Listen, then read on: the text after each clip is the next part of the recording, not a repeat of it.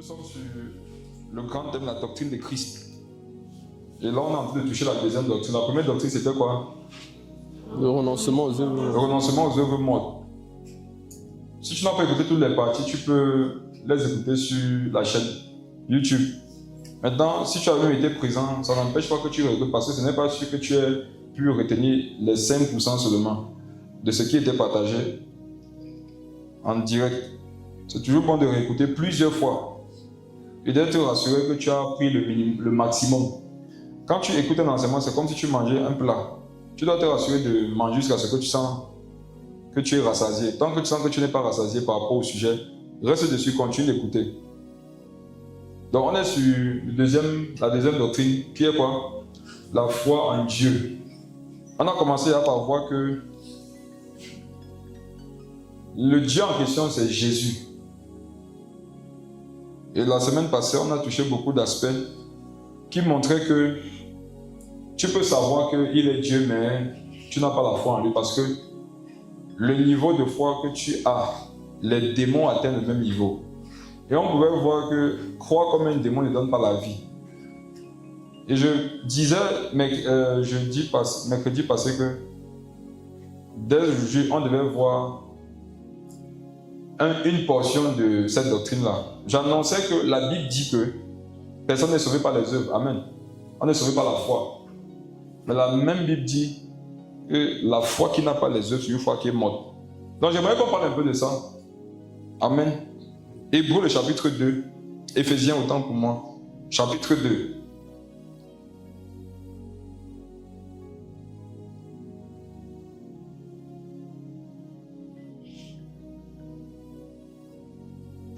Éphésiens le chapitre 2, verset 8.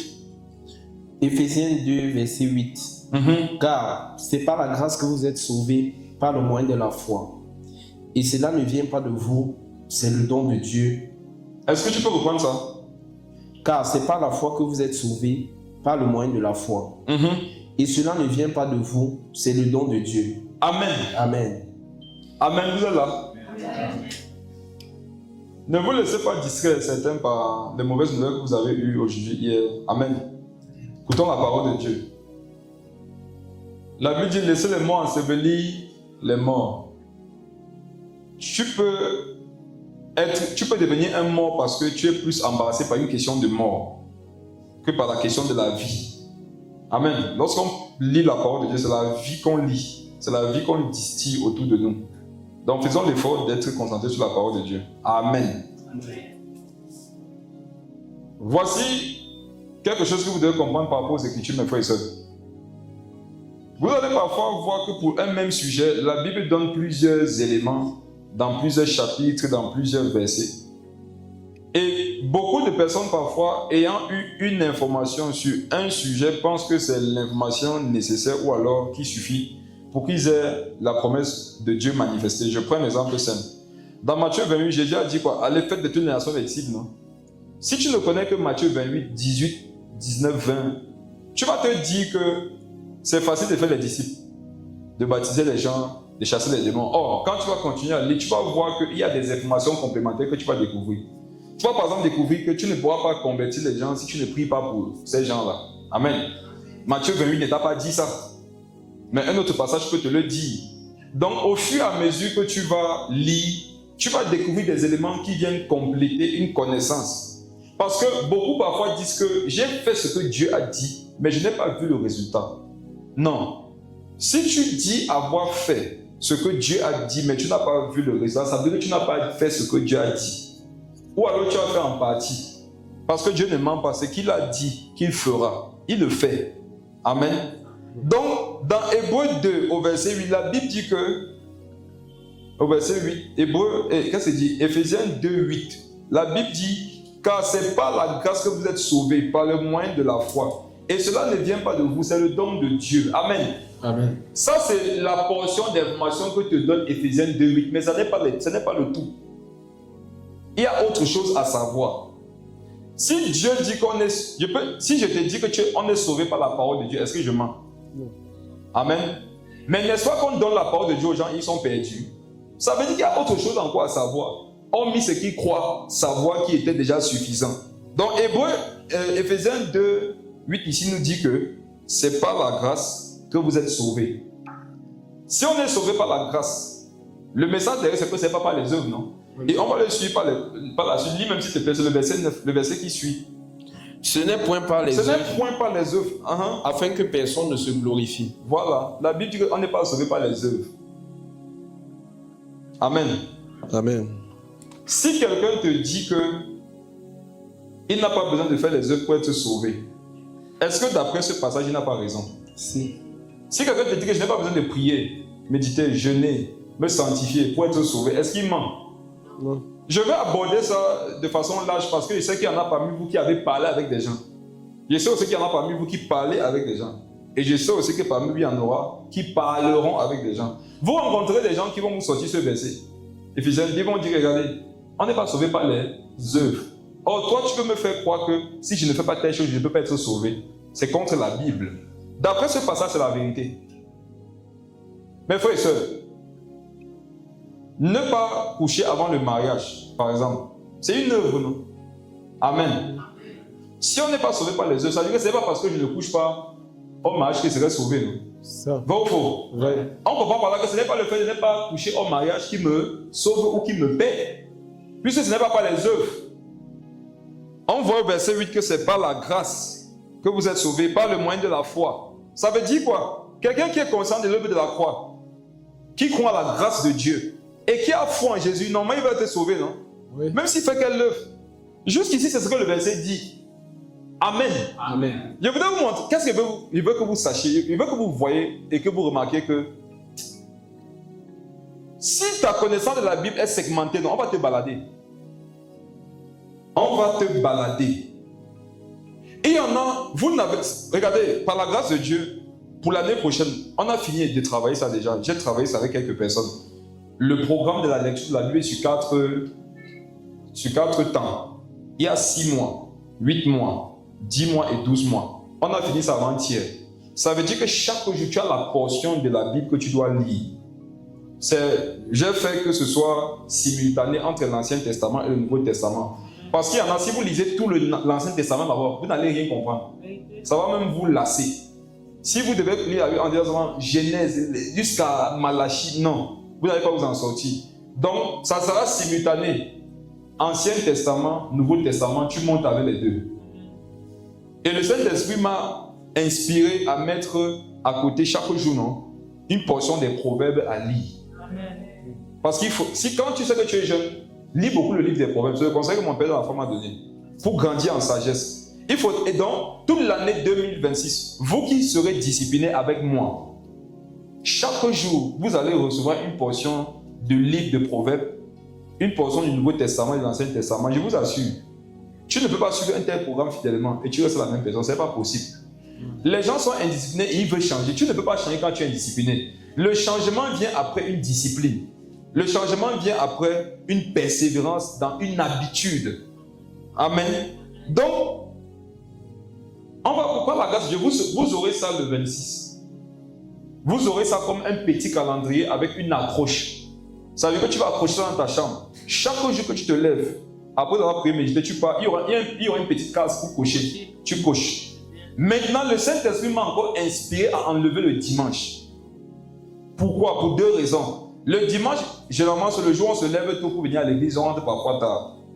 Donc, si tu me dis que tu n'avais pas pu être fidèle, ça c'est la première raison. La deuxième raison, c'est pour rattraper un jour des chapitres et des versets que tu n'aurais pas lus en semaine. Amen. Donc, le dimanche sera le jour de rattrapage. Tu n'as pas peut-être tout lu mardi. Il faut noter. Tu n'as pas peut-être tout lu samedi, tu notes. Maintenant, le dimanche, peut-être tu vas me dire que bon, je me suis levé tôt le matin, je n'ai pas trop le temps, moi je veux venir à l'église. Quand tu rentres le soir, tu rattrapes ça avant de dormir. Amen. Amen. Quelqu'un qui veut marcher par le Saint-Esprit, il devra suivre ça. Et si tu ne pourras pas être la même personne. Donc je disais tout à l'heure que si tu n'as pas lu toute la Bible, les gens vont prendre les segments de la parole de Dieu, ils vont t'égarer avec. Et tous ceux qui perdent les gens, c'est comme ça qu'ils font. Ils ne vont jamais te montrer tous les sujets, Les versets. tous les versets autant pour moi, qui parlent du thème. Ils vont te prendre une portion. Si tu n'as pas la connaissance complémentaire des autres versets qui parlent du même thème, tu vas prendre ce qu'ils disent. On est ensemble? Amen. C'est la raison pour laquelle, mes frères, c'est quand une bonne méditation, c'est une méditation à la fin de laquelle je suis capable de rattacher toutes les vérités que j'ai reçues à Christ, à Jésus. Deuxième chose, une bonne méditation, c'est une méditation dont je me suis arrangé à avoir le maximum de versets qui parlent du même sujet. Est-ce qu'on est ensemble?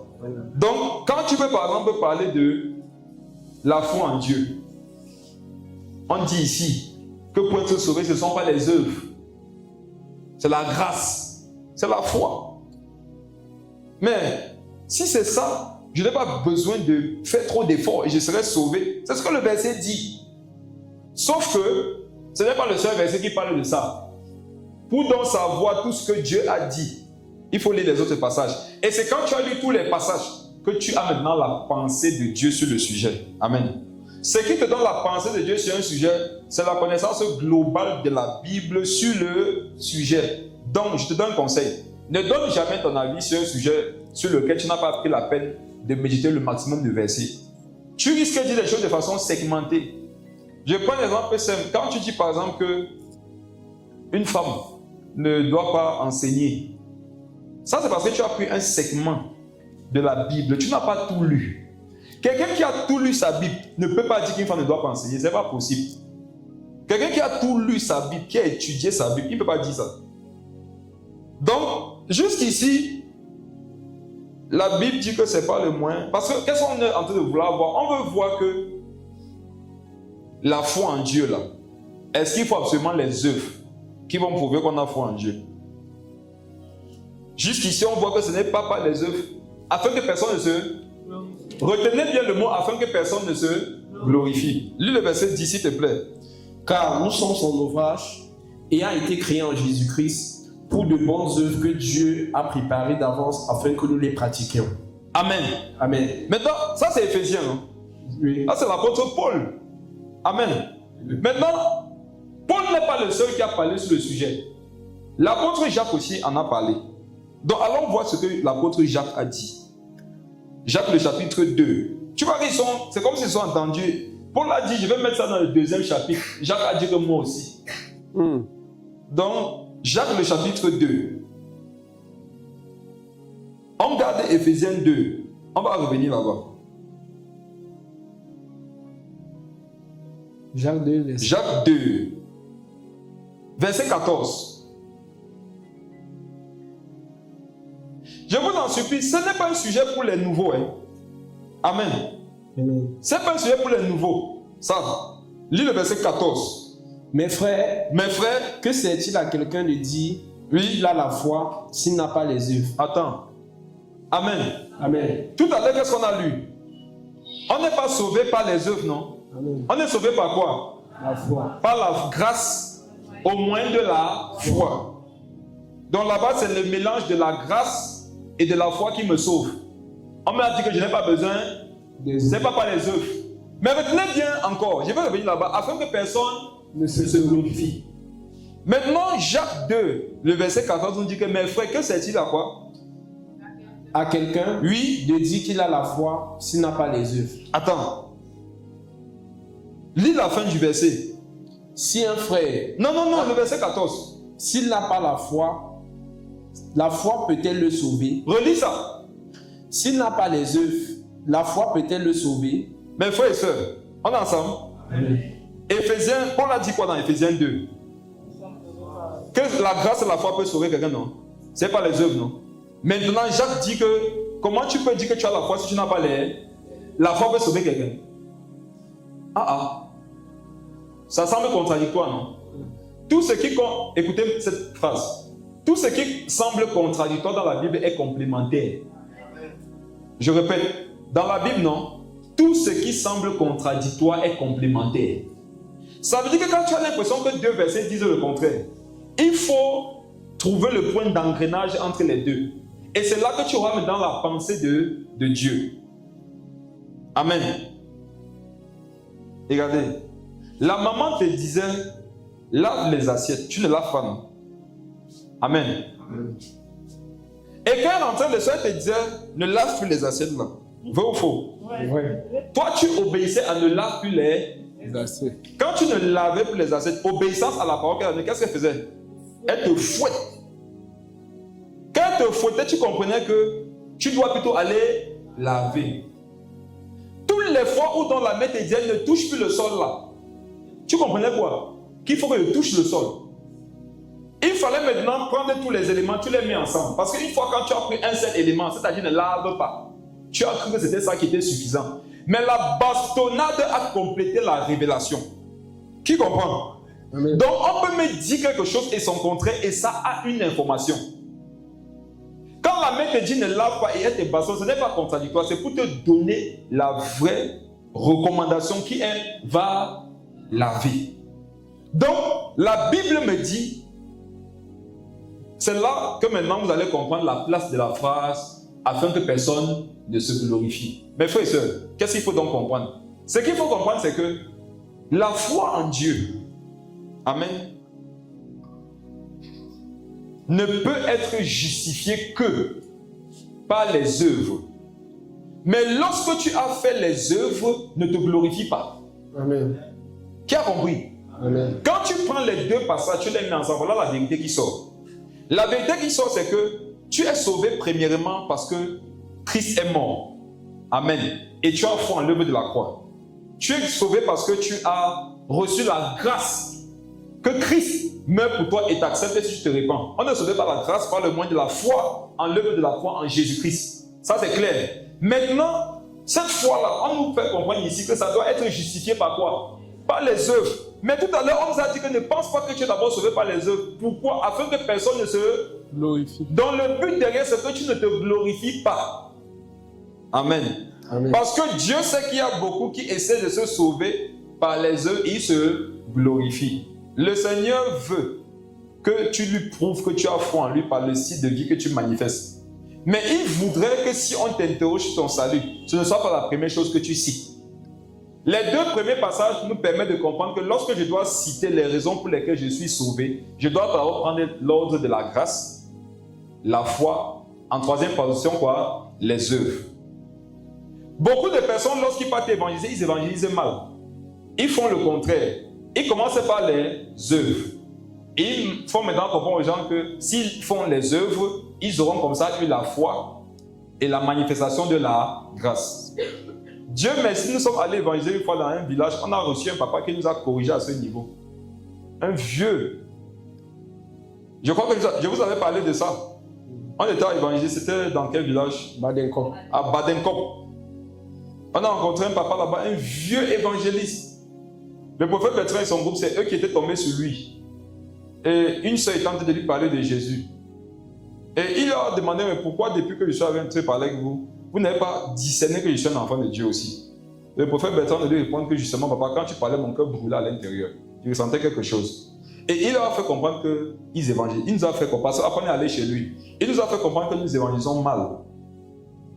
Et on a voulu savoir pourquoi. Il a dit que vous demandez aux gens de faire des choses qu'ils n'ont pas la capacité de faire. Il dit, vous demandez aux gens de faire quelque chose qu'on ne peut faire que lorsqu'on a reçu le Christ.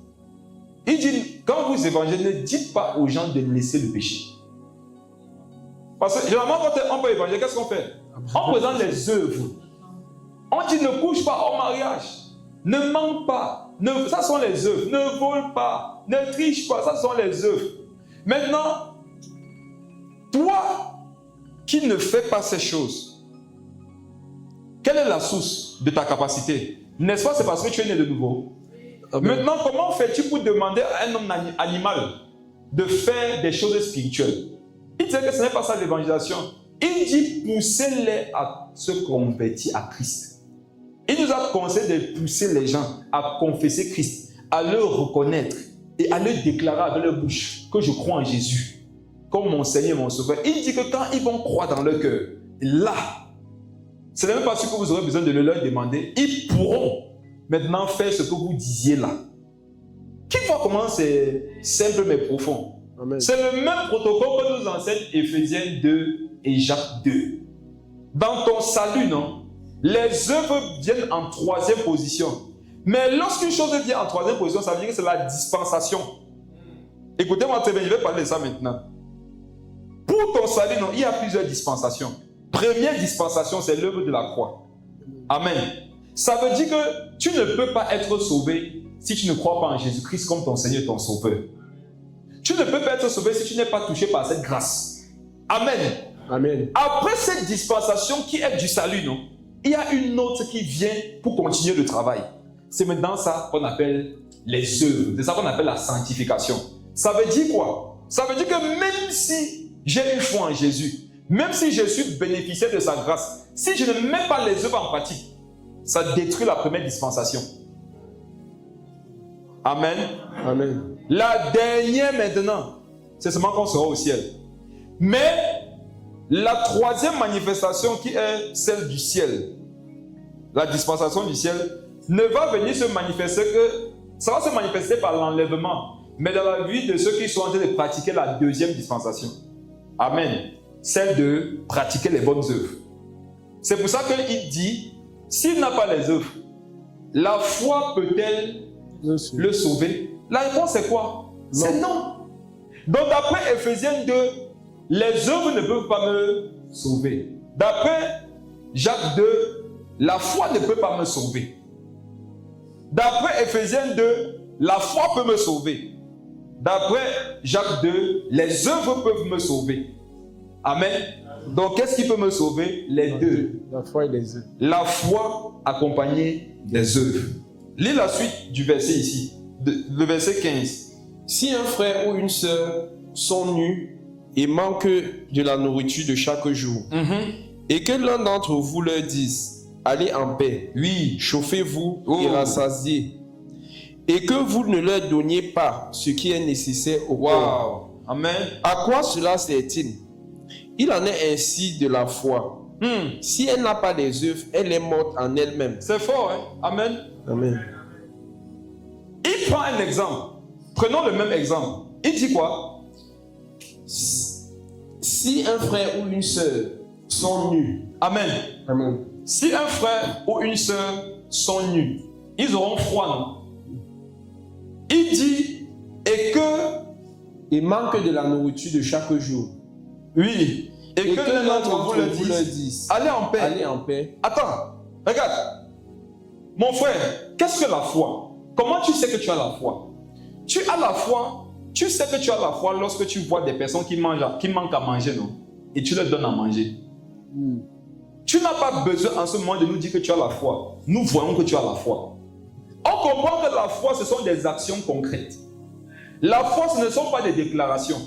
Et tout à l'heure, je vais prendre les exemples. Vous allez voir que beaucoup ici, vous n'avez pas la foi en Christ. Vous avez la foi des démons, comme je le disais la dernière fois. Parce que quand on va au niveau des œuvres, non, il n'y a pas les œuvres. Regardez, il dit, si tu leur dis allez en paix, ça veut dire que la foi t'a révélé qu'ils n'ont pas la paix quand ils ne mangent pas. Amen. Amen. La foi donne des révélations. Il dit, si vous leur dites allez en paix, ça veut dire quoi? La foi t'a dit que quand ils sont nus, ils ne mangent pas là, non? Ils n'ont pas de paix. Wow. Est-ce que vous réalisez, mes frères et sœurs, que si vous êtes nus, si vous n'avez pas à manger, vous ne pouvez pas avoir la paix?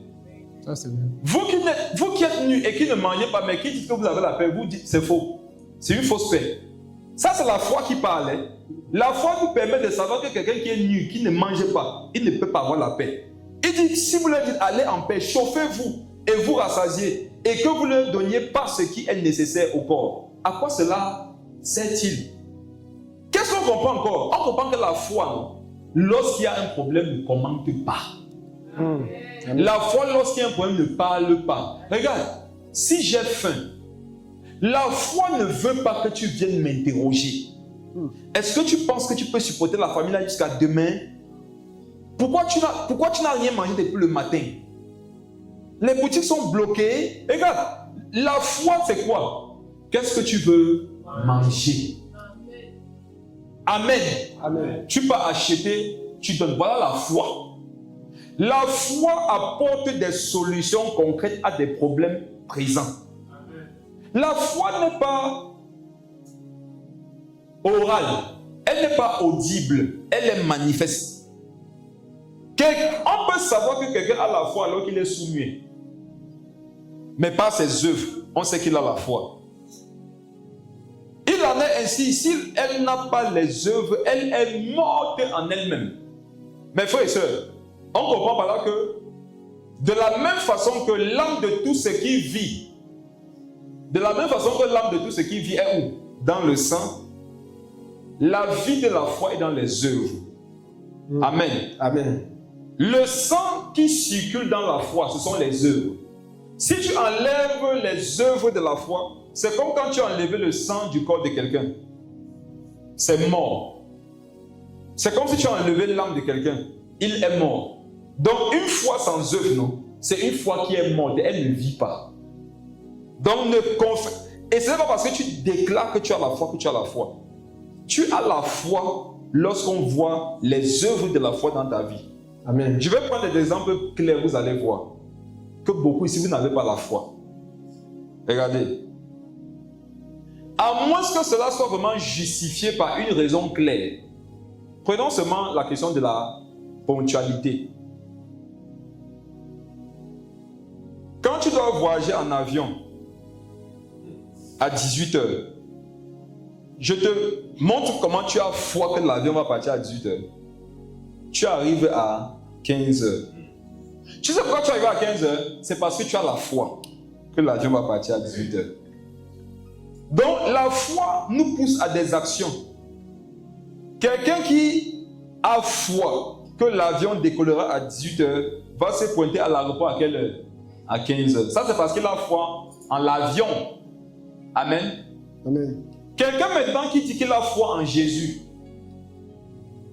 mais il arrive en retard au culte, alors que cela n'est pas lié peut-être au travail. Il y en a parfois, ils finissent le travail avant de venir.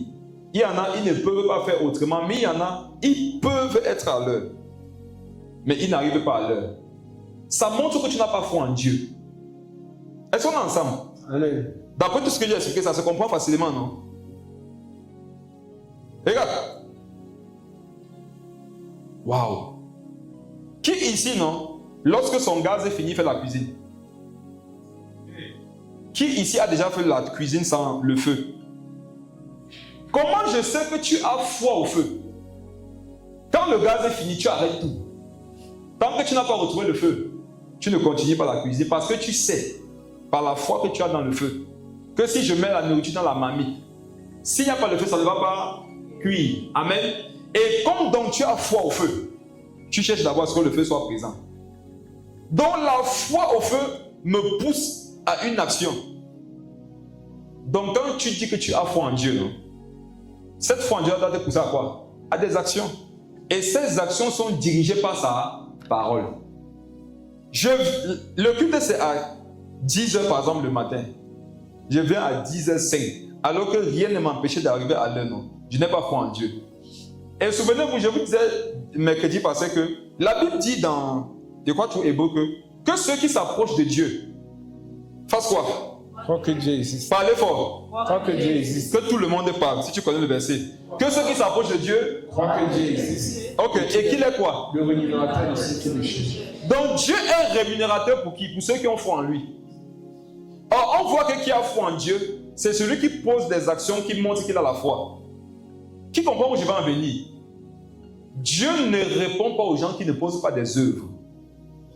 Quand tu n'as pas des œuvres qui montrent que tu as foi en Dieu, Dieu ne va pas être ton rémunérateur. Je sais qu'on t'a enseigné que quel que soit ce que toi tu fais ou tu ne fais pas pour Dieu, Dieu va toujours faire pour lui. C'est faux. Dieu est le rémunérateur de ceux qui le cherchent et qui, lorsqu'ils s'approchent de lui, croient qu'il est Dieu. Or, si tu crois qu'il est Dieu, il y a des actions claires que tu vas poser. Donc, il y en a ici, vous avez montré au Seigneur qui n'est pas votre Dieu par certaines actions que vous posez. Si il est ton Seigneur et ton Dieu, pourquoi tu viens en retard? Alors que rien ne t'empêchait de venir à l'heure. Amen. S'il est ton Seigneur et ton Dieu, non? Si tu crois, si tu as la foi que Jésus-Christ est Dieu, si tu as la foi que Christ est ton Seigneur et ton Dieu, pourquoi tu ne pardonnes pas? Le fait que tu ne pardonnes pas nous montre que Jésus, non, n'est pas ton Dieu, tu n'as pas foi en lui. On est ensemble? Amen. Ce n'est pas ce que tu dis, c'est ce que tu fais qui montre ce en quoi tu as mis ta foi. Quand je ne pardonne pas, non, je montre que je ne crois pas en Dieu. Je montre que je n'ai pas foi en Dieu. Si j'ai foi en Dieu, qu'est-ce que la foi en Dieu me dit? Si quelqu'un a péché contre toi, fait quoi? Pardonne-lui. Tout à l'heure, je vais lire un passage. J'ai déjà dit que si ton frère pêche contre toi 7 fois le même jour, et qu'il te demande pardon 7 fois, fais quoi? Pardonne-lui. Dès qu'il a dit ça, les apôtres dit, demande-nous la foi. Pourquoi ils ont demandé la foi? Parce qu'ils savaient que pour pouvoir dire qu'on a foi en toi, il faudra qu'on fasse ce que tu as dit là. Amen. La foi en Dieu, c'est faire ce qu'il dit. Donc la foi en Dieu, c'est mettre les Écritures en pratique. Quiconque sait qui... Regarde, si tu sais que tu vis dans la désobéissance, et tu dis en même temps que tu crois en Dieu, c'est faux, tu ne crois pas en Dieu. Croire en Dieu, ce n'est pas une pensée que j'ai. Ce n'est pas une conviction personnelle, c'est un style de vie. Relis le verset là.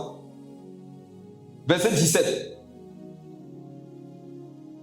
Il en est ainsi de la foi. Si elle n'a pas des œuvres, elle est morte en elle-même. Si elle n'a pas les œuvres, elle est morte en elle-même. Supposons que tu dises à quelqu'un que tu l'aimes et tu lui dis crois que je t'aime. Mes frères et sœurs, soyons honnêtes. Quand quelqu'un dit qu'il t'aime, tu t'attends à quoi souvent? Petit cadeau, non? Petite attention, non? Vrai ou faux? Supposons que quand quelqu'un te dit qu'il t'aime, il ne t'a jamais rien offert. Tu vas prendre cet amour. Tu ne vas pas croire. Même si tu crois un moment, tu ne croiras plus. Lis le verset 18. Mais quelqu'un dira, toi tu as la foi et moi j'ai des œuvres. Montre-moi ta foi sans les œuvres et moi je te montrerai la foi par mes œuvres. Mais quelqu'un dira quoi? Toi tu as la foi et moi j'ai des œuvres. Répète ça. Mais quelqu'un dira, toi tu as la foi et moi j'ai des œuvres. Oui. Montre-moi ta foi sans les œuvres et moi je te montrerai la foi par mes œuvres. Quelqu'un dira, toi tu as la foi et moi j'ai les œuvres. Et il y en a qui disent que tu as les œuvres, non, moi j'ai la foi. C'est qui? C'est la catégorie qui a dit qu'ils sont sauvés, même s'ils pratiquent les mauvaises œuvres. Qui a remarqué que lorsque quelqu'un croit, ou alors lorsque quelqu'un dit qu'il est sauvé, quel que soit son style de vie, lorsque tu veux toucher le style de vie qui est les œuvres, qu'est-ce qu'il te dit? Il te parle de la foi. Amen. Les gens qui croient qu'on ne perd pas le salut disent que la foi en Jésus suffit. Amen. Pourtant, Jacques 2 l'a contredit au verset 14.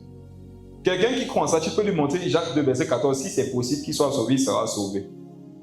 Le passage nous permet de comprendre qu'il n'y a pas quelqu'un qui a la foi et l'autre qui a les œuvres. Tu dois avoir les deux. Amen. Amen. Si tu as seulement les œuvres, ça ne marche pas. Si tu as seulement la foi, ça ne marche pas. Tu dois avoir les deux. Montre-moi ta foi sans les œuvres. Je te montrerai ma foi avec les œuvres. Ça nous permet de savoir qu'il y a des gens qui ont la foi mais n'ont pas les œuvres. Vrai ou faux? Ouais. Or, on a vu que si tu as seulement la foi, tu ne peux pas être sauvé. Et il y en a ici, vous croyez dans vos cœurs que Jésus-Christ est le Fils de Dieu, c'est vrai, c'est bon. Vous croyez dans vos cœurs que Jésus-Christ est Dieu, c'est bon. Mais vous n'avez pas les œuvres, vous ne serez pas sauvés. C'est la raison pour laquelle faire confesser Jésus à quelqu'un, ça ne suffit pas pour qu'il soit sauvé. Il faut qu'il ait les fruits dignes de la repentance. L'évangile de sauver, là, ça n'a pas commencé hier. Ça a commencé à l'époque de Jean-Baptiste. À l'époque de Jean-Baptiste, Jean-Baptiste prêchait la repentance. Quand Jean-Baptiste prêche la repentance, ça veut dire quoi? Tu dois changer. Amen. Lorsqu'on prêche la repentance, ça veut dire que tu dois changer, non? Parce que la repentance, c'est changer la façon de vivre. Et il y a des personnes qui ont compris que si tu ne viens pas prendre le baptême, tu ne seras pas sauvé. Alors qu'est-ce qu'ils ont décidé de faire? C'est que bon, on va croire en ce que Jean-Baptiste dit. Jean-Baptiste dit qu'il faut croire. Jean-Baptiste dit qu'il faut se repentir et se baptiser. Je crois en ça. Il venait à Jean-Baptiste. Jean-Baptiste, manifestation des dons spirituels. Ne pensez pas que les dons spirituels ont commencé avec Actes des apôtres. Jean-Baptiste leur a dit, qui vous a appris à faire quoi? Produisez des fruits dignes de la repentance. Produisez les fruits dignes de la repentance. Pourquoi? À lui venaient les pharisiens, les collecteurs d'impôts. Et ils se disaient que dès que je vais prendre le baptême, non, c'est bon. J'ai foi en Dieu, je suis sauvé. Et Jean-Baptiste a complété l'enseignement en leur faisant comprendre que non, ça ne suffira pas. Ça ne suffit pas de venir se faire baptiser. Donc, je peux croire en Jésus ici au culte, non? Je m'en vais me faire baptiser. Je rentre et vis ma vie. Jésus vient, je pars en enfer. Alors que j'avais la foi. Vous pensez que vont en enfer seulement ceux qui n'avaient pas la foi? Non. Ce passage nous permet de comprendre qu'il y a plein de gens qui ont la foi en enfer. En enfer, non, tu as des gens qui avaient foi en Jésus. Ils croyaient en Jésus comme étant le Fils de Dieu, étant le sauveur du monde. Ils croyaient que Jésus, non, il est le seul chemin, la seule vérité, la seule vie. Regarde, ce qui va nous montrer que tu crois vraiment à ce que tu dis là, non, c'est ton style de vie. Si après avoir tout dit ça, tu as un petit copain avec qui tu fais les bêtises, tu ne crois pas en Dieu. Si après avoir fait tout ça, tu mens, tu ne crois pas en Dieu. Si après avoir fait tout ça, tu triches à l'école, tu voles dans ton lieu de service. Si après avoir fait tout ça, tu ne pardonnes pas, tu n'es pas humble, tu restes toujours sur tes positions orgueilleuses, tu ne crois pas en Dieu. Et si l'enlèvement se passe, tu seras choqué de ce que tu ne pratiquais pas les gros péchés. Amen. Tu seras surpris de ce que tu croyais en Jésus, selon tout ce que la Bible dit de lui, mais tu n'es pas enlevé. J'ai vu un film là qui parlait de l'enlèvement. Qui a vu le film là où le pasteur est resté? Le pasteur est resté. Ouais. Et il était à la télé, le journaliste l'interrogeait, il disait que ce qui s'est passé là, c'est ce que la Bible dit. La Bible disait que dans la fin des temps, il y aura l'enlèvement. Et le journaliste dit que mais pasteur, pourquoi toi tu es resté? Normalement, d'après ce que tu dis de la Bible, tu serais parti. Mais frères et sœurs, moi non, j'ai décidé que personne ne va m'empêcher d'aller au ciel. Amen. La foi te donne de décider pour ta propre vie que personne ne va t'empêcher de faire la volonté de Dieu. Amen. Beaucoup, vous savez pourquoi vous avez perdu la foi. Autrement dit, vous savez pourquoi vous ne pratiquez plus les bonnes œuvres? C'est à cause des hommes. Cependant, comment vous faites pour ne plus pratiquer les bonnes œuvres que Dieu vous demande de faire à cause des mauvaises œuvres des hommes envers vous? Les hommes auraient-ils déjà plus de place dans vos cœurs que Jésus? Alléluia. Si une offense te pousse à ne pas faire la volonté de Dieu, tu as établi dans ton cœur que tu as plus de foi en cette personne que Christ. On comprend par là que la foi fait ce que quelqu'un me demande de faire, ou alors fait ce que Dieu me demande de faire. Quand tu fais ce que quelqu'un te demande de faire, tu as foi en la personne. Mes frères et sœurs, amen. On est ensemble. Si quelqu'un te trouve dans la rue, il te dit, va chez vous, prends tout l'argent qu'il y a, tu vas me donner. Je vais te donner une machine qui fabrique l'argent. Qui se rappelle de l'époque là ici à Yaoundé? Il y en a, vous n'étiez pas né. Les hier, vous ne savez pas de quoi il parle. Je me rappelle, moi-même, j'étais encore jeune ici à Yaoundé. Ça chauffait, j'habitais à Manguier. Il y avait des gens qui se baladaient. Les scamas avec les fétiches. Ils envoûtaient les gens dans la rue. Ils ont eu des personnes qui étaient proches de nous. Ils te parlent comme ça, ils te disent, va chez vous, prends tout l'argent, viens avec. Ils te donnaient la capacité de savoir où tu as mis à cacher l'argent. Voilà qui se développait instantanément à l'intérieur de toi la foi en ce qu'il disait. Et la foi en ce qu'il te disait produisait des œuvres. Tu partais chercher l'argent, tu venais lui donner. Donc, j'ai foi en quelqu'un quand je me comporte envers lui, en fonction de lui. Je ne sais pas si vous êtes en train de comprendre. Si je me comporte en fonction de quelqu'un, non, ça veut dire que j'ai foi en la personne. Or, pour le salut, pour faire personne, on doit avoir foi en qui? En Dieu. Et en Dieu seul. Est-ce qu'on peut répéter ça? Pour le salut, on doit avoir foi en qui? En Dieu. Et en Dieu seul. Donc, quand je dis que j'ai foi en Jésus-Christ pour mon salut, il me dit pardonne. Si j'ai foi en Jésus pour mon salut, ça veut dire que mon salut dépend de tout ce qu'il me dit de faire. Si donc un jour, je fais ce que quelqu'un d'autre me demande, qui est contraire à ce que Jésus m'a demandé de faire, je suis déjà en train de dire que mon salut dépend de la personne. Et comme j'aurais eu un comportement ou une parole en fonction de cette personne, le jour où je vais mourir, Dieu va me dire que tu ne peux pas aller au ciel. Et tu vas dire, Seigneur Jésus, pourquoi? Il va te dire que parce que j'ai dit que je suis le seul chemin qui mène au ciel. Mais toi, tu en avais un deuxième.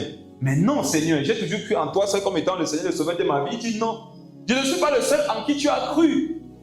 Et tu vas dire, Seigneur Jésus, j'ai encore cru en qui à part toi. Il va te dire, tu te rappelles un jour, tu as dormi en colère, non? Parce que quelqu'un t'avait énervé, tu avais aussi foi à la personne. Est-ce que vous comprenez ce qu'il explique? Amen. Dormir en colère, parce que quelqu'un t'a énervé, c'est avoir donné la place de Jésus-Christ à cette personne dans ta vie. Pourquoi tu dors en colère? C'est parce que tu as foi, non? En cette personne. Or, quand on a foi en quelqu'un, on fait on vit et on pratique des œuvres selon cette personne. Cependant, Jésus t'a dit que tu dois marcher selon moi seul. Quand tu dis que Jésus est le chemin, ça veut dire que toutes les voies de ta vie vont dépendre uniquement de lui. On est ensemble? Oui. Si les voies que tu entreprends de prendre dans ta vie dépendent de quelqu'un d'autre, tu es en train de t'égarer. Il est le chemin, il est la vérité. Ça veut dire quoi? Tout ce que je vais pratiquer, ça doit dépendre de Jésus seul. Le chemin, la vérité et la vie. Le style de vie que je vais avoir. Mes frères, vous devez lutter pour ça. Amen. Vous devez lutter pour garder la foi. Lutter pour garder la foi, c'est que quelqu'un d'autre ne va pas vous pousser à prendre notre chemin sur la terre. Jésus veut que tu sois toujours en paix, non? Il y a les gens qui peuvent venir pour enlever ta paix. Combat. Amen. Jésus veut que tu pries. Il y a les gens qui vont combattre ta vie de prière. Combat. Jésus veut que tu te sanctifies. Il y a les gens qui vont vouloir que tu pêches avec eux. Regarde, combat. Ce combat-là, ça qu'on appelle le combat de la foi. Le combat de la foi, c'est lutter pour que Jésus demeure le seul chemin que tu suis, la seule vérité que tu pratiques et la seule vie que tu manifestes. Tu peux être dans un lieu de service où les gens soutiennent l'argent. Si tu commences à soutenir comme eux, tu as une foi en eux. Tant que tu arrêtes, tu ne soutiens pas, tu as foi en Dieu. Donc, Dieu considère que tu as foi en quelqu'un en fonction des actions que tu poses. Si les actions que tu poses sont en fonction de lui, ça veut dire que tu as foi en lui. Si les actions que tu poses ont trait à quelqu'un et son comportement, ça veut dire que tu as foi en la personne. Il y en a, si vous n'avez pas foi en Dieu, mais vous avez foi aux esprits de peur. Et te pose une question. Pourquoi tu ne peux pas aller faire pipi la nuit seul? Répondez-moi. Vous savez pourquoi? C'est parce que vous avez foi aux démons. Quand tu as foi en quelqu'un, non? Il a autorité sur toi. Pourquoi tu as peur? C'est parce que tu as foi que le démon là, il est fort et puissant. Si il sort, il va me manger. Comme tu as mis ta foi en lui, ça limite tes actions. De la même façon, si tu mets ta foi en Christ, si tu mets ta foi en Jésus, l'esprit Jésus là va dominer en toi. Et il va manifester ses œuvres par ton canal. Amen. Qui comprend mieux ce que veut dire Jésus, c'est chemin, vérité, vie. Ne laisse pas quelqu'un d'autre prendre cette place dans ton cœur. Parce que si tu laisses quelqu'un prendre cette place dans ton cœur, tu vas te rendre compte qu'à l'arrivée, tu ne seras pas arrivé plutôt au ciel. Tu seras arrivé dans le monde de la personne. C'est la raison pour laquelle beaucoup vous êtes devenus comme ceux dont vous vous plaignez. Qui a remarqué ça? Quand tu ne veilles pas sur ta vie, sur ta foi, sur ton cœur, tu vas devenir comme ceux dont tu te plains. Tu vas devenir comme ceux que tu critiques. Et regarde, quelqu'un t'a insulté, non? Ça t'a énervé, tu as aussi insulté la personne. Tu te plaignais quand tu t'es insulté, non? Au final, tu es devenu comme qui? Comme ce que tu dénonçais. Qui voit comment c'est subtil? C'est facile de perdre la foi. Hein? Tu peux facilement perdre la foi. C'est la raison pour laquelle tu dois veiller dessus. On est au verset 18. Relis ça. Mais quelqu'un dira, toi tu as la foi et moi j'ai les œuvres. Montre-moi ta foi sans les œuvres et moi je te montrerai la foi par mes œuvres. Ça c'est un défi qu'il faut lancer au monde des ténèbres. Montre-moi ta foi sans les œuvres, je ferai quoi? Je te montrerai ma foi par mes œuvres. Quand tu rencontres les obstacles, regarde, tu dois démontrer ta foi. Amen. Avec des œuvres. Démontre ta foi avec des œuvres. C'est un défi. Les gens te montrent qu'ils sont impolis, démontre-leur que toi tu es poli. Amen. On est ensemble? Amen. Les gens couchent en mariage, démontre-leur que toi tu vis dans la chasteté. C'est une démonstration, tu dois prouver, tu dois démontrer. Tu ne dois pas cacher. Parce que quand tu caches, non, ça veut dire que tu es en train d'encaisser. Amen. Celui qui domine, non, c'est lui qu'on voit. Celui qu'on ne voit pas, c'est lui qui est dominé. Quand tu es journaliste, c'est toi qu'on voit à la télé, non? Quand tu es spectateur, tu te vois toi seul derrière la télé. La foi se démontre.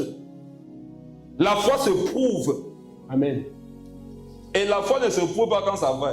C'est généralement quand ça ne va pas que tu dois voir si tu as la foi ou pas. Amen. Tu ne peux pas savoir que tu as la foi si tout va bien dans ta vie. Il faut que les choses bousculent pour que tu vois que tu as la foi. Quand Jésus dit que je suis le chemin, ça veut dire qu'il y a les chemins, non?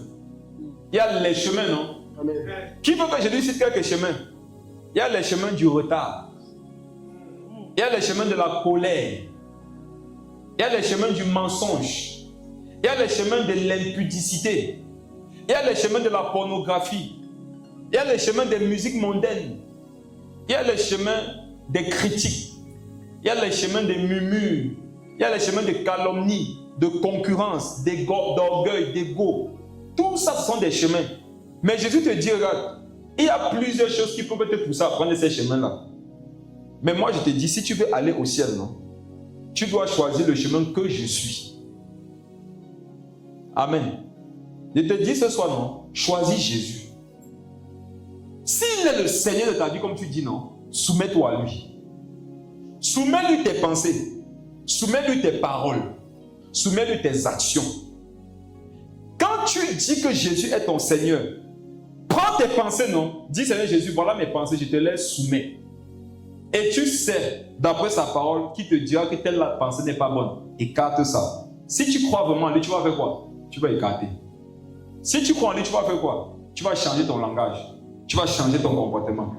Et ça sera ça, les œuvres qui prouvent que tu as la foi. Et c'est donc après ce verset que la Bible nous avait dit quoi?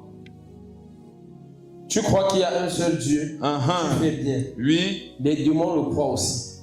Oui. Ils tremblent. Qui se rappelle de ce verset? Amen. Après tout ce qu'il a développé, il nous montre que si tu ne fais pas ce que je dis, non, ta foi là, c'est la foi des démons. Vous voyez tout ce qu'il vient d'enseigner? Si vous ne pratiquez pas ça, la foi que vous avez, c'est la foi des démons. Tu vois, quand tu ne peux pas t'humilier pour demander pardon, non? C'est la foi des démons, parce que les démons ne demandent pas pardon.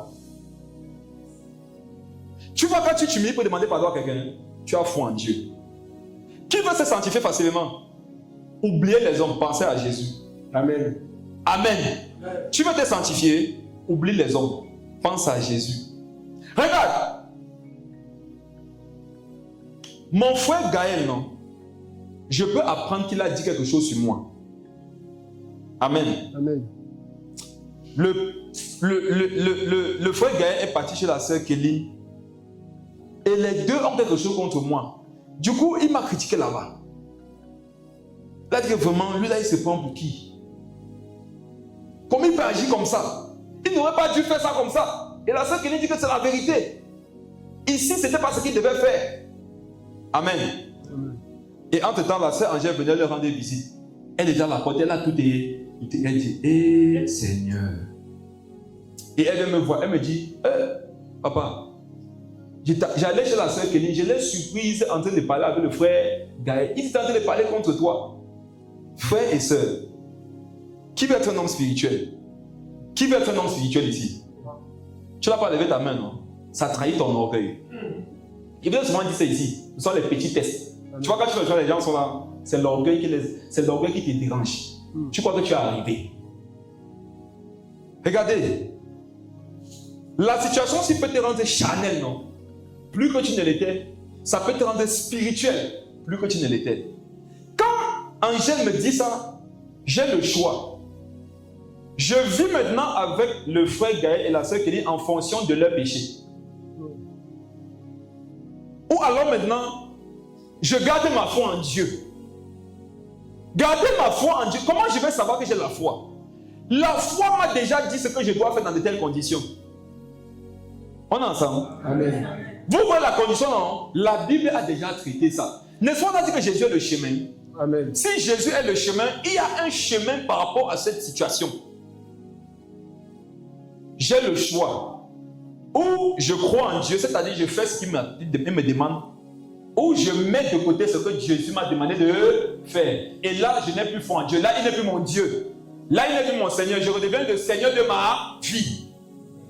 Et maintenant, je déclare que, ok. Et comme je suis chrétien, il faut quand même que dans ce que je vais faire de Chanel, là, je mets le nom de Dieu. Non? Et je peux dire que la sœur Angèle, sur la base de la chair, c'est le Seigneur qui les a livrés. Ça semble spirituel, non? Si. Amen.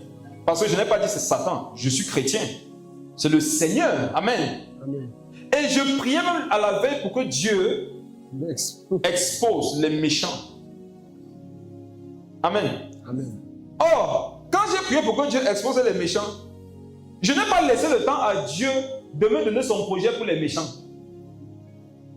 Le projet de Dieu pour les méchants, c'est de les sauver. Et pour vous, une parenthèse, votre foi en Dieu, non? on va dire que vous êtes bête. Alléluia. Amen. Votre foi en Dieu va vous faire passer pour un faible. Acceptez. Votre foi en Dieu va vous donner la position de quelqu'un qui n'a pas de charisme. Acceptez. Amen. Qu'est-ce que Dieu m'a demandé de faire? Si ton frère a péché contre toi, ça c'est ce que Dieu a dit. L'une des voies d'égarement les plus sûres dans notre génération, c'est les versions de Bible. Prophète Bertrand, je ne parle pas de Louis II et d'Abi. Je parle des versions de Bible qui portent le nom de chacun, eux-mêmes le nom. Nous sommes malheureusement arrivés à une dimension d'égarement où les gens ont leur Bible. Les gens aujourd'hui ont leur Bible. Je reconnais que moi-même souvent j'ai utilisé ma Bible. Mais j'ai déclaré alors que je suis à combien de mois de jeûne la semaine passée que Seigneur, c'est toi qui es mon Dieu. Amen. J'ai fouillé. Vous savez souvent quand tu vis, quand tu veux le réveil souvent, non?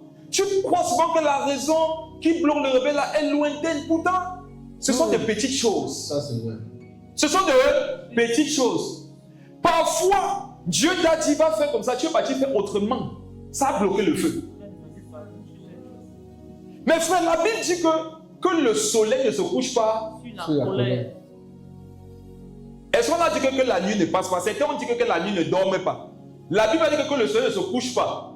Ça veut dire que quand j'ai vécu des événements après le coucher du soleil, au prochain coucher du soleil, mon cœur doit être pur par tous les moyens. Qui a remarqué qu'aujourd'hui les gens vivent dans la haine? C'est vrai. Qui a remarqué qu'aujourd'hui les chrétiens vivent dans la haine, l'orgueil, le mépris, la calomnie, la concurrence? Beaucoup vivent dans le péché. Ils savent qu'ils sont dans le péché, ils ne se repentent pas.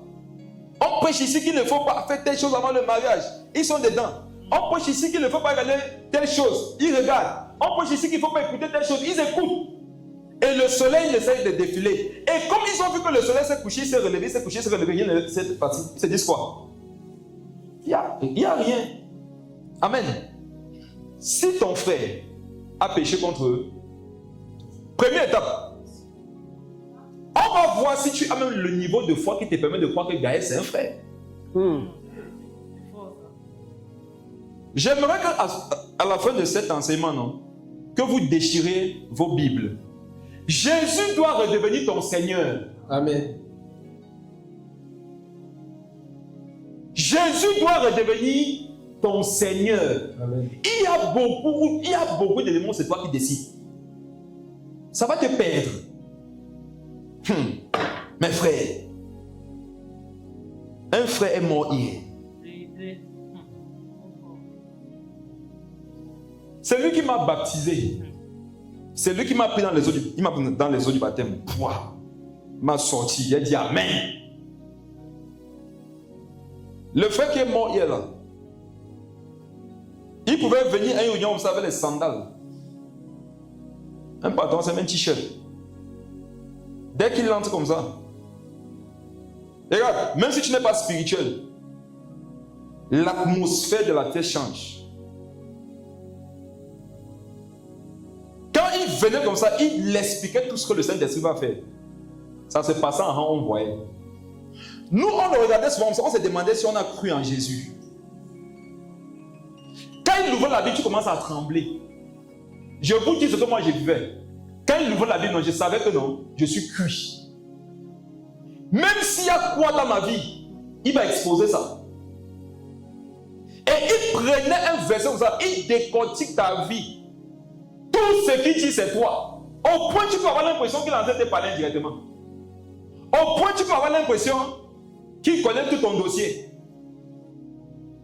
Dans une simplicité et une humilité qui est rare. Mes frères, les miracles et les prodiges qui l'ont accompagné, c'est fort. Ça, c'est quand Jésus était son Seigneur. Ça, c'est quand il avait une Bible. Ne méprisez pas le pouvoir de votre Bible.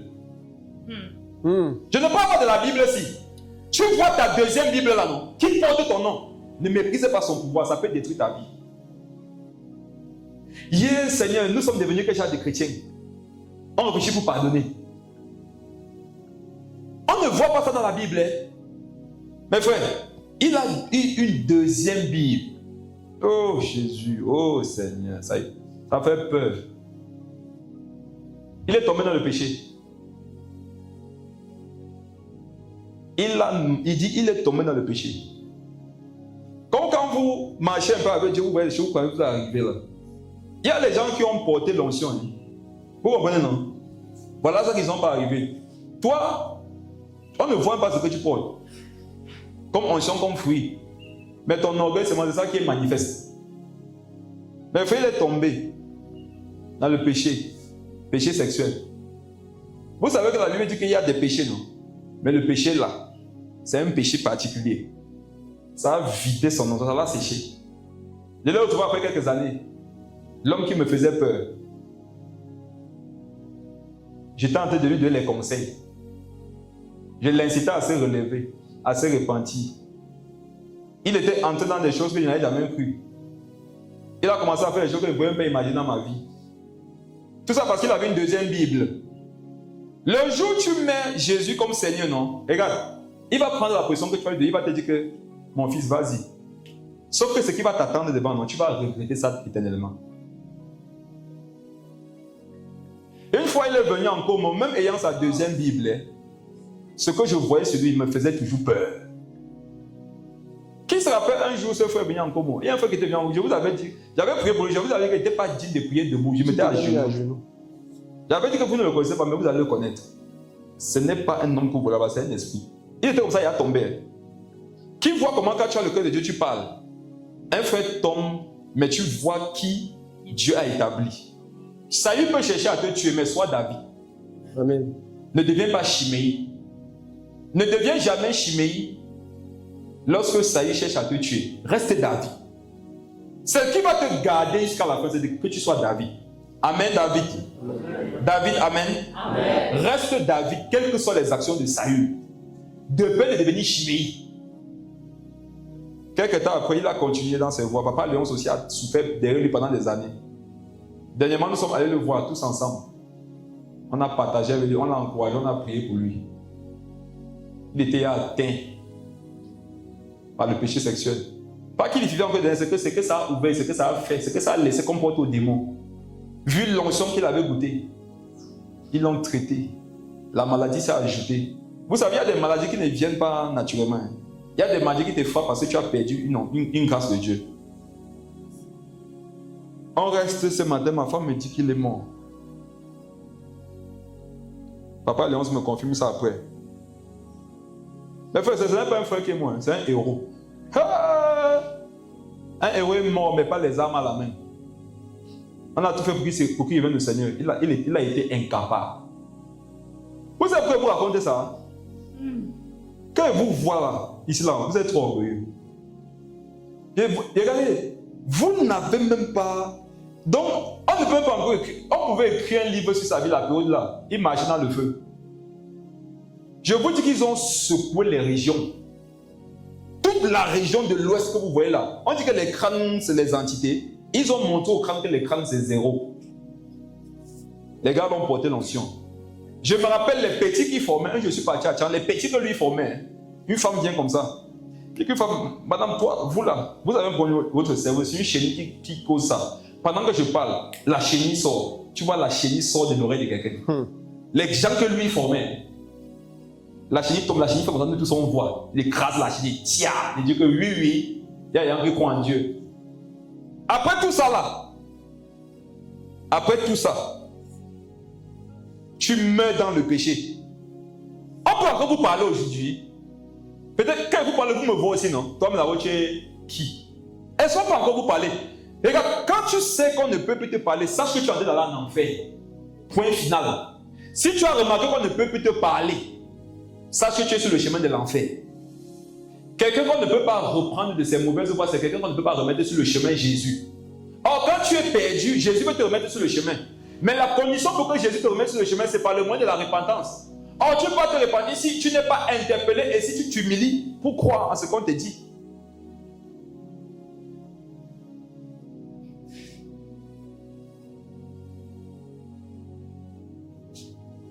On est parti le voir, il était maigre comme ça. Il n'en revenait pas, il disait, donc c'est lui ça là.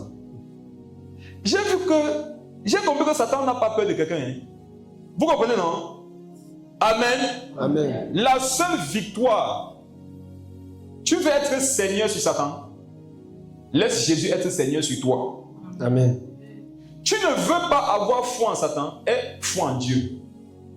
Tu ne veux pas que sa domination t'impacte, laisse la domination de Jésus t'impacter. Mais frère, vous voyez ce soir, non? Décidez de croire en Dieu. Amen. Décidez que votre vie sera dirigée par ce qui est écrit. C'est comme ça que Jésus a vaincu Satan. Quand le frère Gaël et la sœur Kéhi, par exemple, dans mon exemple, parlent, ce n'est pas eux, c'est Satan qui est derrière, qui veut me détruire. Maintenant, comment est-ce qu'on répond à Satan? C'est en partant chercher ce que la Bible a dit par rapport au cas là et on pratique. Amen. Satan, quand il y a ce genre de cas, c'est qu'il attend. Ce que tu veux avec une solution étrangère. C'est ça qu'on appelle le feu étranger. Quand tu apportes le feu étranger dans la chose de Dieu, qu'est-ce qui se passe? Dieu te frappe. Donc on peut pécher contre toi, non? Tu ne réponds pas comme Dieu a voulu et c'est Dieu qui te frappe. Alors qu'au départ, ce n'est pas toi qui as péché. Faites attention lorsqu'on pêche contre vous. C'est une chose sur laquelle je travaille. Je me suis dit que si je veux vivre selon les hommes, je vais perdre mon salut. Si je veux vivre selon les hommes et les femmes, je vais perdre la vie de Christ. Parce que jusqu'à ce que Jésus revienne, non, les gens vont te trahir. Les gens vont te rejeter. Les gens vont te voler, vont te mentir. Les gens vont te orgueillir envers toi. Les gens vont vivre leur vie. Mais est-ce que la vie des gens devra venir influencer la vie de Christ en toi? Parce qu'au final, tu vas rendre compte, non? Qu'est-ce que tu diras au Seigneur? Seigneur, je n'ai pas fait ça parce que tel avait fait ça. Dieu va te dire que c'est à ce point que l'autre avait du poids dans ton cœur par rapport à moi. Toutes les épreuves contraires, les comportements contraires nous donnent seulement l'occasion de prouver une chose, que nous croyons en Dieu. Amen. Montre-moi tes mauvaises œuvres, non? Montre-moi ta mauvaise foi. Je vais te montrer ma foi avec les œuvres. Mes frères et sœurs, le soir-ci, décidez de croire en Jésus. Amen. Décide d'avoir foi en lui. Avoir foi en lui, c'est vivre selon ce qu'il a dit. Si tu crois que ce qu'il a dit, c'est la vérité, pratique ça. Mon frère Gaël, ma soeur Kelly, j'ai appris que vous avez dit telle chose à mon sujet. Je comprends que vous avez pu faire ça parce que vous étiez sous une oppression démoniaque. Parce que c'est le cas, non? Si Jésus dit, Père, pardonne-leur, quand ils ne savent pas ce qu'ils font, ta Bible te dira qu'ils savent ce qu'ils font. Alléluia. Vérité. Ta Bible te dira. Mais frère, regarde, moi j'ai décidé que non. Moi j'ai décidé que non. Quand quelqu'un pêche contre moi, non. C'est parce qu'il ne sait pas ce qu'il fait. J'ouvre une parenthèse. Un homme est venu me voir un jour. Il avait les problèmes de sa femme. Et il m'a dit, j'ai surpris ma femme en train de parler avec quelqu'un. Par rapport à moi. Et c'est là que j'ai compris qu'en fait, elle n'est pas naïve. Elle sait ce qu'elle fait. Amen. Amen. Pour lui, elle sait ce qu'elle fait parce qu'elle parlait de la situation normalement. Entre-temps, ce qu'elle dit, c'est contre son mari. Je lui ai dit que mon frère, les gars qui crucifiaient le Seigneur étaient conscients aussi. Qui est avec moi? Amen. Est-ce que les gars qui crucifiaient Jésus étaient fous? Non. Est-ce qu'ils ne savaient pas qu'ils sont en train de planter les clous dans les mains de quelqu'un? Si. Mais qu'est-ce que Jésus a dit? Ils ne savent pas. La Bible de Jésus nous dit que les gens ne savent pas. Notre Bible peut nous dire qu'ils savent. Comment savoir que l'autre sait? Comment savoir qu'il ne sait pas? C'est Dieu qui doit dire. Amen. Pourquoi les géoliens qui crucifiaient le Seigneur ne savaient pas ce qu'ils faisaient? Mes frères et sœurs, s'ils savaient que c'était le Messie qui crucifiait, est-ce qu'ils l'auraient crucifié? Jamais. C'est la preuve qu'il ne savait pas ce qu'il faisait. Ce qui prouve que quelqu'un ne sait pas ce qu'il fait, ce n'est pas qu'il est conscient pendant qu'il le fait. Ce n'est pas qu'il en parle. C'est que s'il connaissait les conséquences de ses actions, il ne les poserait pas. Quand vous voyez quelqu'un poser des actions dont vous connaissez les conséquences, sachez que la personne ne sait pas ce qu'elle fait. Et quand c'est comme ça, si Jésus-Christ est ton Seigneur, si tu crois en Jésus, tu vas faire la même chose que lui. Qu'est-ce qu'il a dit, Père? Pardonne-leur. Amen. On comprend par là que lorsque je crois en Dieu, le premier réflexe, lorsque quelqu'un aura péché contre moi, c'est de prier pour que Dieu lui pardonne. Amen. Si ton premier réflexe, quand c'est quelqu'un qui a péché contre toi, ce n'est pas de prier afin que le Seigneur lui pardonne, tu ne crois pas en Dieu. La personne a péché contre toi, ce n'est pas toi qui as péché, mais toi aussi tu as péché contre le Seigneur parce que tu as cessé de croire en lui. En fait, les péchés des gens contre nous nous donnent l'occasion de montrer au Seigneur que nous croyons en lui. Mes frères, mes sœurs, je vous le dis de tout mon cœur, à partir de ce soir, lorsque quelqu'un pêche contre vous, Amen. Amen. Si Jésus est votre Seigneur, si vous croyez en Dieu, si vous voulez être spirituel, si vous voulez aller au ciel, déclarez, acceptez et croyez que la personne ne sait pas ce qu'elle fait. Amen. Voici la puissance que ça va vous donner. Lorsque tu crois que l'autre sait ce qu'il fait, tu vas le haïr. Personne ne peut croire que l'autre me fait du mal volontairement, il va t'aimer. C'est fort. Je le répète fort. Tu ne peux pas aimer quelqu'un dont tu crois être conscient du mal qu'il te fait. Il ne sait pas, il ne sait pas. Qui est avec moi? Amen. Je ne peux pas croire que Angèle sait ce qu'elle me fait et je l'aime. Même si je connais tous les versets de la Bible, ça sera impossible. Le principe que Dieu nous a donné pour pouvoir aimer même ceux qui nous font du mal, c'est de croire dans nos cœurs, non? Ils ne savent pas. Et quand tu déclares de tout ton cœur que l'autre ne sait pas, tu vas avoir une force, une facilité, une puissance à lui pardonner et à rechercher la paix, à prier pour la personne. Tant que tu n'es pas à ce niveau-là, tu ne crois pas en Dieu. Tu crois en toi. Et quand tu crois en toi, tu vas vouloir que ce soit ta volonté, ta Bible qui soit pratiquée. Ce soir, renonce à tes voix. Amen. Renonce à tes propres voix. Et tu sais quoi? Tes voix peuvent sembler être justifiées. Est-ce que Gaël et Kelly n'ont pas parlé? Si. Est-ce qu'ils n'ont pas parlé? Ça veut dire que si je m'avais voir les hommes, même le tribunal des hommes, j'aurais raison, non? Si. Mais ce qui est vrai devant le tribunal des hommes n'est pas vrai devant le tribunal de Christ. Amen. Christ a ses lois, les hommes ont leurs lois. La loi des hommes, c'est la vengeance. La loi des hommes, c'est la haine. La loi des hommes, c'est de rendre le mal. La loi de Christ, c'est de justifier. Amen. C'est de pardonner. Mes frères et sœurs, tu ne fais pas ça, tu ne seras pas sauvé. Quand quelqu'un pêche contre toi, non, il est venu attaquer ton salut. Et ton comportement, c'est ça qui va déterminer si tu gardes ton salut ou pas. Amen. Donc on a fait de, je ne peux pas pardonner ce que tu m'as fait passer, c'est trop grave. Qui t'a dit que ça a tout à voir avec la personne d'abord? Ça a d'abord à voir avec toi-même et ton salut. Tu peux rester toi tranquille avec ton salut, quelqu'un vient s'attaquer à toi et vous partez en enfer à deux. Parce que lorsqu'il t'a attaqué, tu n'as pas fait ce que Dieu t'a demandé de faire lorsqu'on t'attaque. Tu t'es comporté en fonction de lui, son mauvais comportement. Jésus t'a dit va à droite, lui il est venu t'attaquer, tu es parti à gauche. Qu'est-ce que Salomon a dit à Chiméi? Ne te détourne jamais de telle distance. C'était comme ça qu'il devait conserver la vie. Ça parle de la croix. La croix te dit que je suis le roi en Israël. Salomon dit à Chiméi, c'est maintenant moi le roi. Jésus te dit, je suis le roi du paradis. Je suis le roi de la terre. Quand quelqu'un péché contre toi, va voir la personne. Voilà le verset qui va envoyer le plus de chrétiens en enfer. Lève ta main sur moi. Voilà le verset qui va envoyer le plus de chrétiens en enfer. Vous allez expliquer les choses à Jésus. Vous allez lui expliquer le jour là pourquoi non, vous n'avez pas fait ce qu'il a dit. Vous allez expliquer à Dieu pourquoi vous ne lui avez pas obéi. Vous allez lui dire sur quoi vous comptiez. Salomon lui a dit, tu ne dépasses pas tel territoire. Le jour où je l'apprends, qu'est-ce qui se passe? Il finit avec toi. Vous savez comment Chiméi a perdu le salut? On a péché contre lui. On a péché contre lui. Allez lire l'histoire. Est-ce que c'est Chiméi qui a péché? Non. Ce sont ses serviteurs. Ils ont péché contre Chiméi. Et Chiméi, qu'est-ce qu'il a fait? Il a répondu selon sa Bible. Selon sa Bible personnelle, la Bible qui portait son nom. Il a répondu selon sa façon de juger la vie, de comprendre. Et directement, l'information est montée au niveau du trône. Et le roi est descendu exercer le jugement. Tu vas conserver ton salut tant que tu sauras gérer les actions contraires qui s'attaquent à ta vie. Le jour où tu arrêtes de gérer les actions contraires qui s'attaquent à ta vie, comme Christ l'a recommandé, tu perdras ton salut.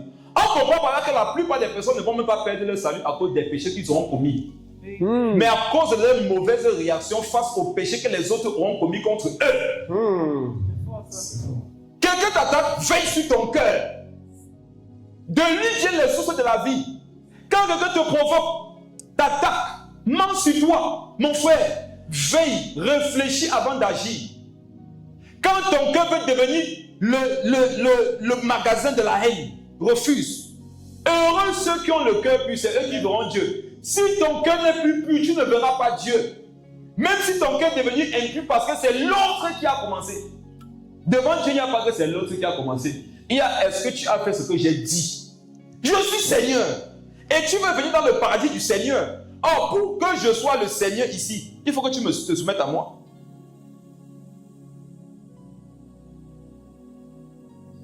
Et les deux seront enseignés. Waouh! On a péché contre lui. Il ne nous a pas dénoncé. Il n'est pas parti crier ça sur les toits. Il est venu vers nous. Regardez. Là, ils auront plus honte que s'ils apprenaient ça sur la télé. Ils seront en ce moment plus convaincus de péché, de jugement et de justice. Or, la Bible dit que le Saint-Esprit est venu faire quoi? Nous convaincre de péché, de jugement et de justice. Donc, le ministère du Saint-Esprit dépend de notre croyance en Jésus. Le ministère du Saint-Esprit dépend de notre soumission à Christ comme étant notre Seigneur. Si je fais ce que Dieu me demande de faire envers eux, le Saint-Esprit aura eu l'occasion de leur faire comprendre que, regardez, vous avez vu que malgré votre comportement, regardez comme il a fait. Répentez-vous. Et c'est là qu'ils pourront se repentir. Et c'est généralement comme ça que se sont liés les meilleurs liens. Allez voir les gens qui sont le plus liés sur la terre souvent. Ça a souvent commencé par un clash. Et l'un d'eux est mort. Ça a ouvert les yeux de l'autre. Ils se sont liés. Et vous ne pouvez plus les séparer. Ah, c'est vrai. Tu vois cette personne avec laquelle tu es en clash. Amen. Amen. Je m'adresse à tout le monde. Il y a une destinée avec vous deux. Amen. Je le répète. Tu vois cette personne avec laquelle ça ne passe pas, non? Il y a une destinée sur vos vies à deux. Purifie ton cœur. Amen. Il y a une destinée qui vous attend à deux. Purifie ton cœur. Purifie ton cœur. Mais frère, est-ce que vous savez que le jour de l'enlèvement, ça va se passer vraiment? Est-ce que vous savez que par derrière, vous allez réaliser que vous auriez pu faire ce que Dieu disait de faire? Mais il se fera trop tard. Est-ce que vous savez que le jour de votre mort, lorsque Dieu va te dire éloigne-toi de moi, tu commettais l'iniquité? Tu savais que ce que tu faisais était mal, mais tu as persévéré dans ça. Éloigne-toi. Commettre l'iniquité, c'est pas que tu commettais la fornication, non. C'est que tu connaissais ces choses-là, mais tu ne les pratiquais pas. On va dire la suite, rapidement. Tu crois qu'il y a un seul Dieu? Tu fais bien, les démons le croient aussi et ils tremblent. Oui, continue. Veux-tu savoir, ô homme vain, que la foi sans les œuvres est inutile? La foi sans les œuvres est inutile. Regarde, si tu dis que tu as foi en Jésus, sans ne voir pas les œuvres, non, c'est inutile. Inutile. Continue. Abraham, notre père, ne fut-il pas justifié par les œuvres? Question. Lorsqu'il offrit son fils Isaac sur l'autel. Amen. Amen. Amen. Amen. Amen. Abraham, notre père. On te dit que c'est ton père. Si ton père a fait, toi, tu ne vas pas faire. Abraham, notre père, ne fut-il pas justifié par les œuvres lorsqu'il offrit son fils Isaac sur l'autel? Prophète Bertrand. Amen. Est-ce que ce que j'ai médité sur le verset, c'est encore avant-hier? Le rhéma que Dieu m'a donné, c'est fort. Il veut partager ça avec vous. Amen. Ce que le Saint-Esprit m'a dit, j'ai dit ouais. Vous faites comment pour ne pas méditer?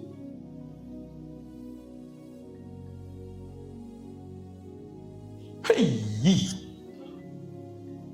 Quand Dieu a demandé à Abraham de sacrifier son fils, est-ce qu'au final il l'a fait? Parlez-moi. Vous êtes tous dans l'erreur. C'est alors là-bas que Dieu m'a parlé avant-hier. Mes frères et sœurs, Abraham a tué Isaac. Jusqu'à Isaac est mort. Il a retrouvé une forme de résurrection. Laisse ça pour mercredi. Rappelez-moi, il commence par ça mercredi. Amen. Je touche ça. On s'est arrêté où? On s'est arrêté au verset 21. Non, je sens l'atmosphère. Je sens l'atmosphère. Soyez humbles. Amen. Soumettez-vous. Amen. Je crois en cette variation de l'esprit qui est là maintenant. Amen. Écoutez. J'ai dit que je sens l'atmosphère. Si ça te fait mal que je sente l'atmosphère, Dieu va t'aider. Je ne sais pas si c'est en train de m'amuser. On est en train de parler de la foi en Dieu qui est justifiée par les œuvres. Et la Bible dit, Abraham notre père ne fut-il pas justifié par les œuvres lorsqu'il offrit son fils Isaac sur l'autel? Amen. Amen. Donc, comment Dieu a su qu'Abraham a cru en lui? C'est parce qu'Abraham a fait ce qu'il a dit. Amen. Qu'est-ce que Dieu lui avait demandé de faire? D'offrir Isaac en sacrifice. D'offrir Isaac. Or, qu'est-ce que Dieu lui a dit? Tu ne m'as pas refusé ton fils. Qu'est-ce qui s'est passé? Isaac est mort et ressuscité. Amen. Vous voyez la forme de résurrection dont Abraham pensait. Ça s'est passé. Mais pas comme on dit. Il n'est pas mort physiquement, il s'est réveillé. Non. Mais il a vécu ça spirituellement. Amen. Abraham, notre père, ne fut-il pas justifié par les œuvres lorsqu'il offrit son fils sur l'autel? Donc, le Seigneur te justifiera, non? Par les obéissances que tu auras vis-à-vis des recommandations qu'il te donnera. Amen. C'est sur ça que Dieu va te justifier. Vous qui n'obéissez pas à Dieu, qui connaissez les révélations, qui proclamez, rien ne va vous arriver. Rien ne va vous arriver. L'obéissance est mieux que le sacrifice. Amen. Donc, ce qui était précieux sur l'autel, ce n'était pas le sacrifice, c'était l'obéissance. Amen. Or, la foi est directement rattachée d'abord à l'obéissance, ensuite au sacrifice. Amen. Donc, tu ne peux pas me dire que tu as foi en Dieu, tu ne lui obéis pas. Amen. Et tu ne lui fais pas de sacrifice. Deux. Amen. Voilà deux choses qui font la croyance en Dieu. L'obéissance et le sacrifice. Amen. Tu es chrétien, tu n'as jamais rien sacrifié à Dieu qui te coûte cher. Tu n'as jamais cru. Tu n'as jamais cru. Regarde, si tu ne t'es pas encore débrouillé de quelque chose qui t'a coûté cher pour donner à Dieu, tu n'as pas encore cru en Dieu. Si tu n'as pas encore obéi à une chose difficile que Dieu t'a demandé de faire, tu n'as pas cru en Dieu. Et maintenant, vous venez dans la Bible, vous triez ce qui est facile. Vous pratiquez, vous dites que vous croyez en Dieu, vous ne croyez pas en Dieu. Dieu ne sait pas que tu crois en lui. Quand tu pratiques ce qui est pour toi facile, Dieu sait que tu crois en lui. Quand tu as pratiqué ce qui pour lui est difficile. Tu vois quand Dieu te dit que conserve-toi jusqu'au mariage, non? Ça c'est un sacrifice. Amen. Ça c'est un sacrifice. On va voir si tu crois en Dieu. Tu vois quand Dieu te dit que ne rends pas le mal par le mal. Amen. Amen. Ça non, c'est là-bas qu'il va avoir ton obéissance. Le reste c'est trop facile. Le judaïsme c'est quoi? Le sacrifice et l'offrande. Le christianisme c'est quoi? L'obéissance et le sacrifice. Le Seigneur lui a dit, ne porte pas la main sur le petit enfant. Car aujourd'hui j'ai vu que tu m'as obéi et tu ne m'as pas refusé ton fils. Ça veut dire quoi? Il lui avait donné. Isaac était mort. Et on voit par là que si tu acceptes de faire mourir cette chose qui dans ton cœur combat la volonté de Dieu, tu vivras. Amen. Mais si tu ne veux pas mourir à toi-même, tu mourras. Quiconque accepte de mourir maintenant, il va vivre. Mais ceux qui veulent rester orgueilleux sur leur position, que vous ne le vouliez pas, vous allez mourir. Spirituellement, physiquement. Et vous ne vous retrouverez pas dans l'éternité pour le ciel. Mais frère, vous devez souvent penser à l'enlèvement. Vous devez souvent penser au fait que vous allez être jugé par Dieu et ça vous fait trembler. Et vous regardez un peu vos voix, vous changez. Ne regarde pas tes voix, tu vois bien qu'il y a des imperfections et tu crois dans ton cœur que tu es sauvé. Pourquoi penses-tu que Dieu attire ton œil, ta vision, ton attention sur ces choses dans ta vie? C'est parce qu'il sait que c'est devenu problématique pour ton salut. Et ton salut est rattaché à ton obéissance. Donc le jour où tu arrêtes d'obéir, tu arrêtes d'être sauvé aussi. Tu vois que la foi agissait avec ses œuvres. Et que par les œuvres, la foi fut rendue parfaite. Ainsi s'accomplit ce que dit l'Écriture. Abraham crut à Dieu et cela lui fut imputé à justice. Et il fut appelé aimé de Dieu. Ami de Dieu. Dieu t'impute tes actions. Ce que tu fais, c'est ça que Dieu te rend. Vous voyez quand vous partez de la prière, non? Tout ce que vous demandez à Dieu, il va d'abord voir si vous faites ça aux gens. Je répète, tout ce que tu demandes à Dieu dans la prière, il va d'abord voir si toi tu fais ça aux gens. Tout ce que tu sais que tu ne fais pas aux gens, ne demande pas à Dieu. C'est pour ça qu'il a dit quand vous priez, dites, pardonne-nous nos offenses. Comme nous. Point final. Ce que tu sais que tu ne fais pas pour les gens, ne demande jamais ça à Dieu. Qui me comprend? Ne demandez jamais à Dieu ce que vous ne faites pas pour les autres. Matthieu 7, 12, il a dit que c'est la loi et les prophètes.